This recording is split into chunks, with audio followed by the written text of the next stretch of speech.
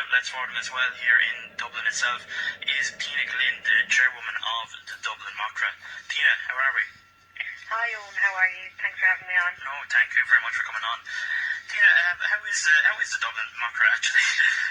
It's been going, I think, it could be maybe 50 years at least, maybe more. Yeah, Macra in Dublin.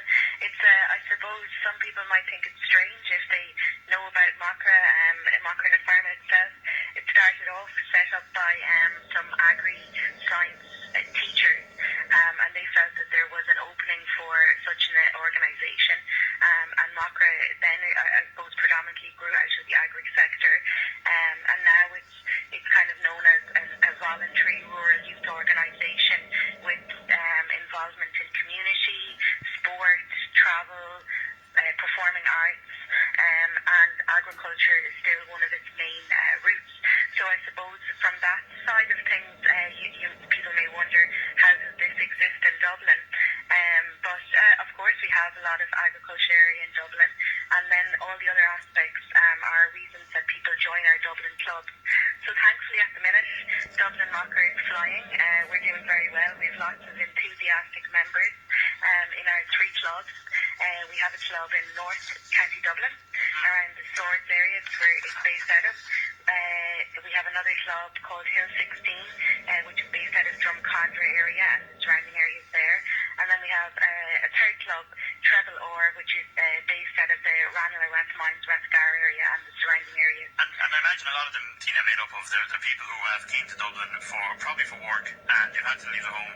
And there'll be young people, there'll be people maybe in their late teens, early 20s, maybe mid-20s, and Macra is there as an outlet for them. And there'll be people living in D15 as well that are they're from rural Ireland, and it is an outlet for them to, particularly if they're passionate about farming, to keep in touch with it.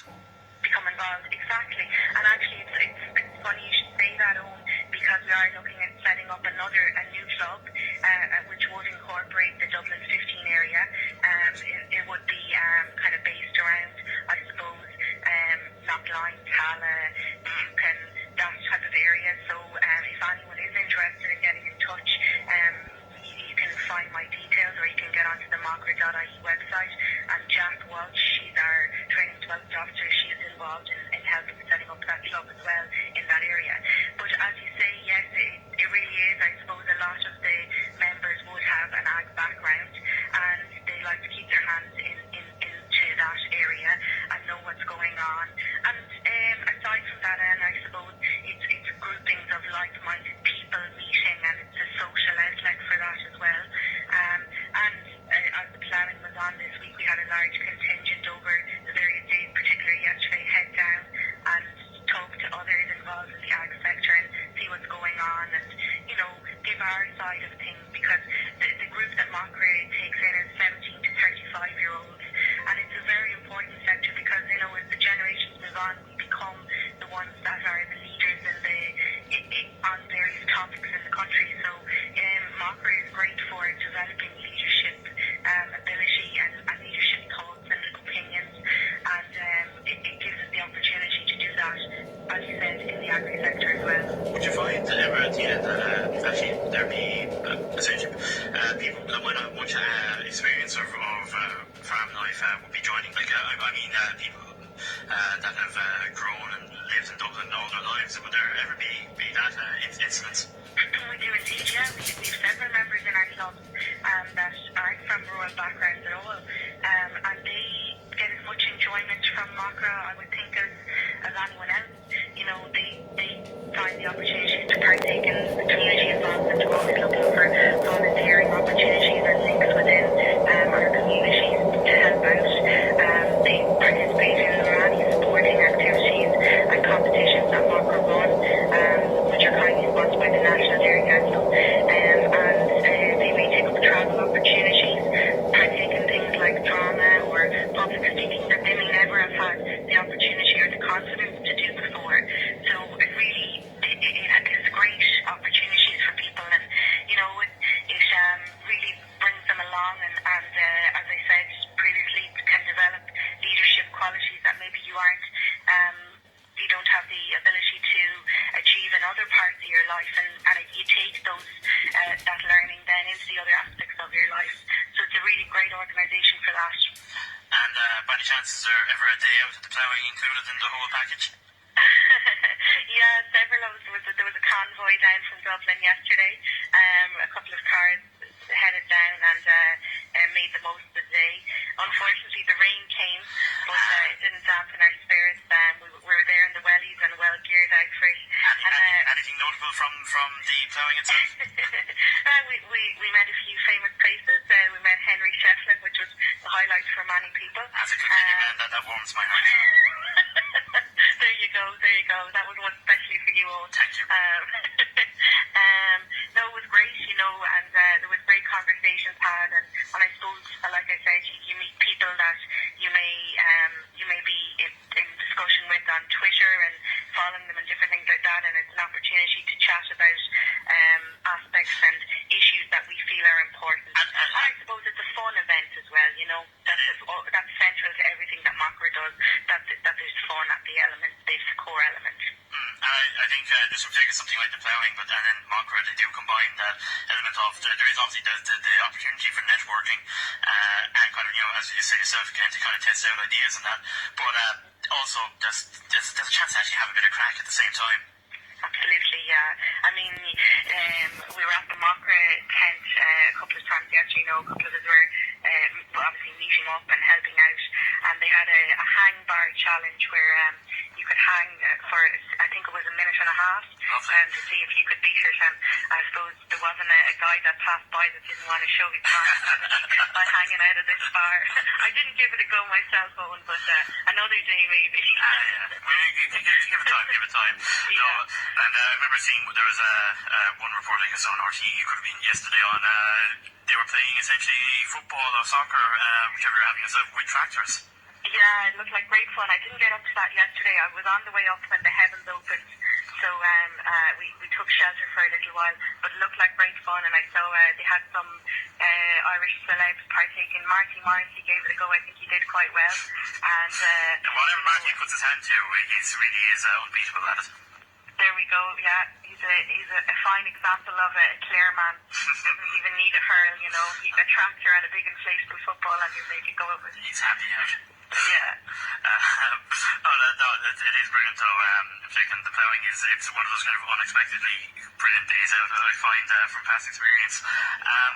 But Tina, I suppose if we look as well, just on another note, this week in particular, the mental health group Sea Change has been trying to promote farmers opening up about their own struggles. And so you would have a lot of experience, I guess, with the age range in Macra, which is 17 to 35. Do you think that is an issue with the younger generation? I suppose, I guess the younger generation has grown up where perhaps talking in general about your feelings and how you're feeling is a little bit more socially accepted than it may have been in the past.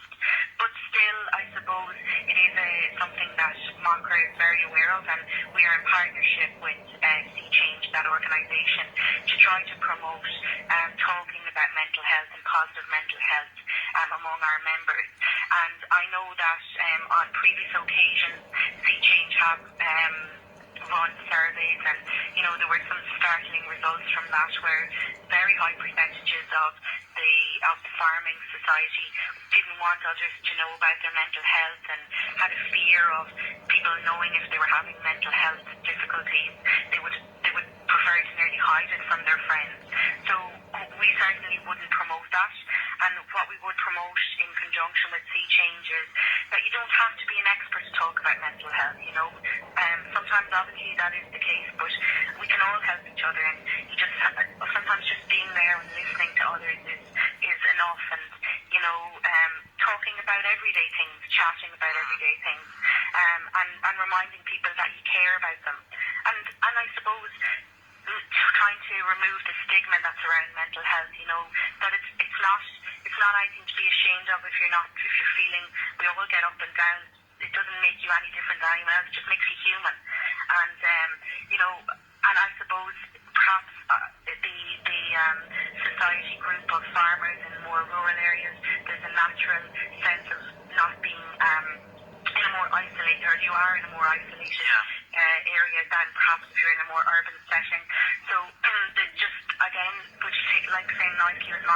the social inclusion and the ability to chat to others can often help any ups and downs that you're having. Absolutely. Just even just the opportunity to have even a 20-30 minute conversation can actually you can lift your day, and it is only unfortunately it's only a very temporary thing, and it's no real substitute for professional help, but it is something that can alleviate it even a little bit. There was one thing I saw this week, Dean, and it was a survey in the Irish Examiner, and I saw it last year as well. I think it's a regular thing they do, where they take a survey of farmers and they kind of gauge the temperature of farmers on various social issues. And this year in particular, we saw there's a vast majority of respondents, I think roughly about 80%, 82%, said priests should be allowed to get married, while 58% feel women should be allowed to become priests. And we saw last year there was a very strong support for equal marriage as well. So do you think then that the impression of rural Ireland is often that the very conservative people? Do you think that that is an incorrect one, or it's a fair one, or is it just a case that it's just simply changing as the generations change?